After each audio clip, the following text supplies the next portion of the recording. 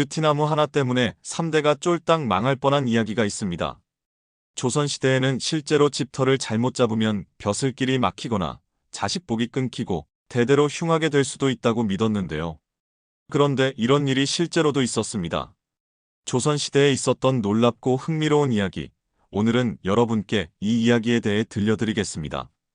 잘 들어보시면 선조의 지혜를 내 삶에 잘 적용하여 어떻게 내 삶에 좋은 운을 받을 수 있는지, 대운을 맞이할 수 있는지 노하우도 얻어가실 수 있으실 겁니다. 그럼 오늘 이야기, 단순한 이야기가 아니니 꼭 집중해서 들어주시고요. 시작하기 전에 구독과 좋아요를 꼭 클릭해주세요. 앞으로도 올라올 재물운에 도움이 되고 내 운을 좋게 만들어줄 이야기를 바로바로 받아보실 수 있습니다. 운이란 게 참 이상하죠.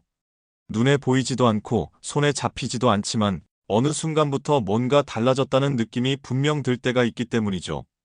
어디서부터 잘못된 건지 알 수 없지만 하루하루 이상하게 꼬이고 사람도, 일도, 돈도 전부 답답하게 막혀가기 시작합니다.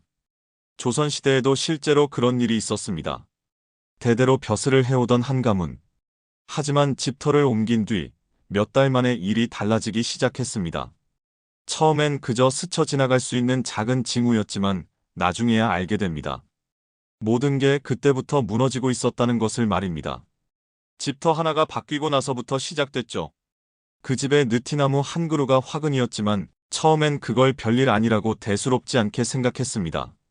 하지만 며칠 뒤 첫째 아들이 말에서 떨어져 혼수 상태에 빠졌고 둘째는 장가를 가던 날 밤 갑자기 실성한 채로 돌아왔습니다.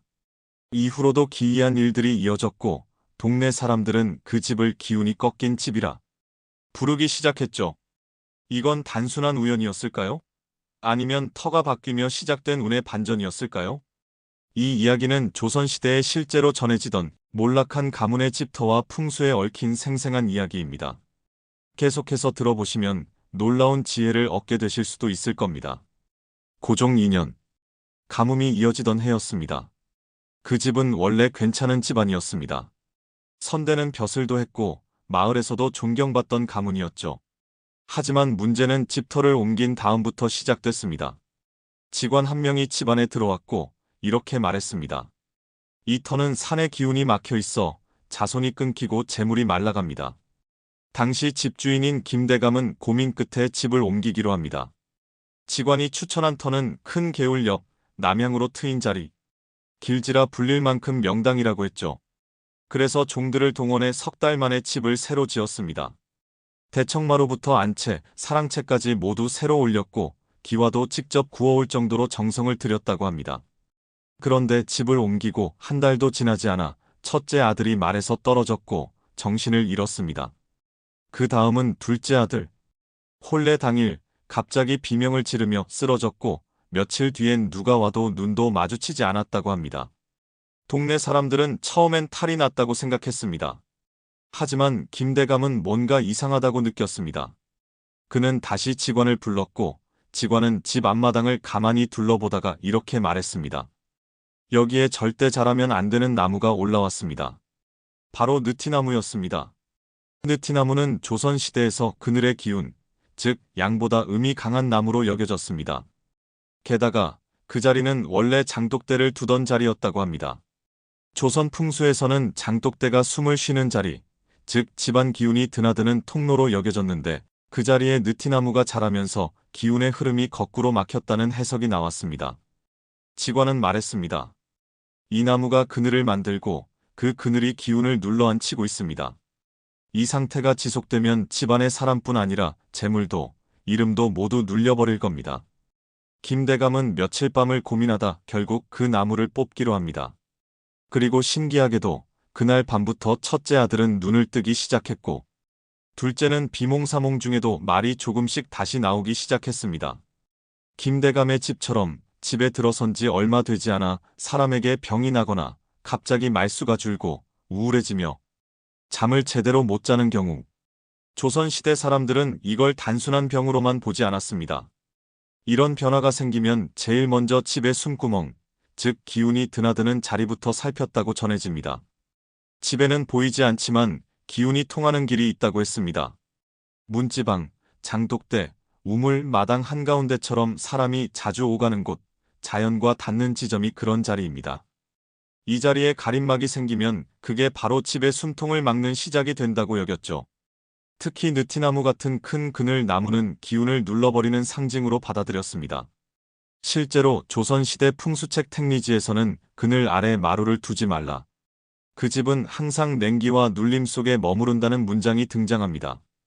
또 하나의 징조는 개가 변하는 것이었습니다. 멀쩡하던 집개가 하루아침에 낯선 사람처럼 으르렁거리거나 밤마다 아무도 없는 곳을 보고 짖기 시작한다면 그 집 어딘가에 막힘이 생겼다는 신호라고 여겼습니다. 김대감 집의 사례에서도 느티나무가 자란 뒤부터 그 집 개가 매일 밤 같은 자리를 보고 짖었고 가족들이 잠을 이루지 못했다고 전해집니다.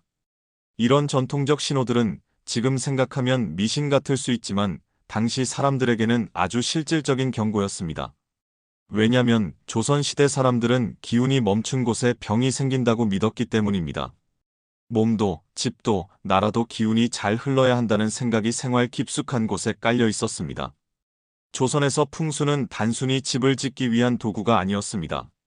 국군을 좌우하는 국가 전략이자 왕권의 상징이었죠. 왕실에서는 궁궐을 짓기 전 반드시 풍수지리를 전공한 관료들을 동원해 수개월, 길게는 수년간 터를 살폈다고 합니다. 그 중에서도 가장 많이 언급되는 사례가 바로 경복궁입니다. 태조 이성계가 조선을 건국한 직후 새 왕조의 터를 정하는 것이 첫 번째 과제였습니다. 그때 조선 최초의 국풍수관이라 할 수 있는 정도전과 풍수지리에 정통했던 무학대사, 그리고 그 외에도 수십 명의 직원들이 함께한 일이 바로 경복궁 터 선정이었습니다. 처음에 한양 중심의 여러 명당이 후보로 올라왔습니다. 하지만 결정적으로 경복궁 터가 채택된 이유는 북쪽에는 북악산이 버티고 남쪽으로는 광활하게 열린 평지, 그야말로 배산 임수의 이상형이라 여겨졌기 때문입니다. 하지만 여기서 작은 사건이 하나 있었습니다.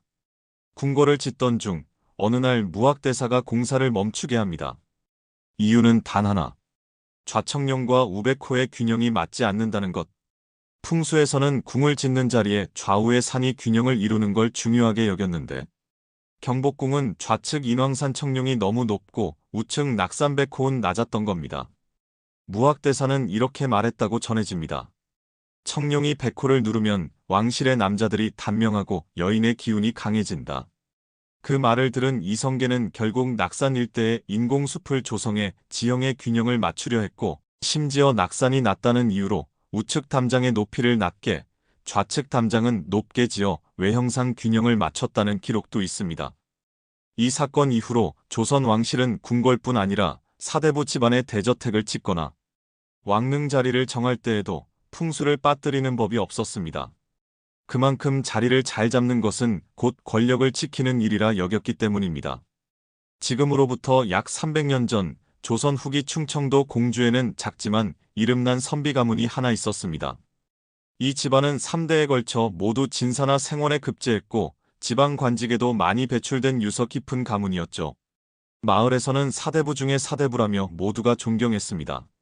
그런데 어느 해 가문의 종손이자 집안을 이끌던 큰아버지가 갑작스럽게 병을 얻어 세상을 떠납니다.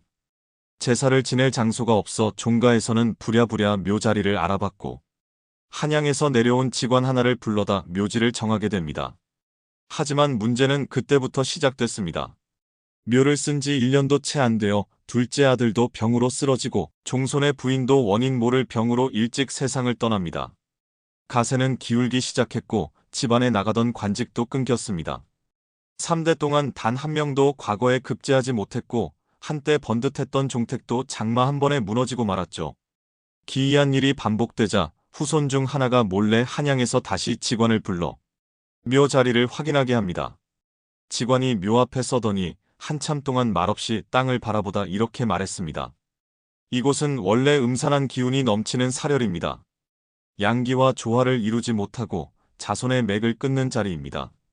가문은 즉시 묘를 판에 다른 곳으로 옮겼지만 이미 흐름은 늦춰진 뒤였습니다. 이후로도 집안은 더 이상 일어나지 못했고 마을 사람들 사이에선 그 집은 묘 한 번 잘못 써서 몰락했다는 말이 오래도록 회자되었다고 합니다. 조선에서는 이렇게 묘 하나, 자리 하나가 가문의 운명을 바꾸는 일로 여겨졌습니다.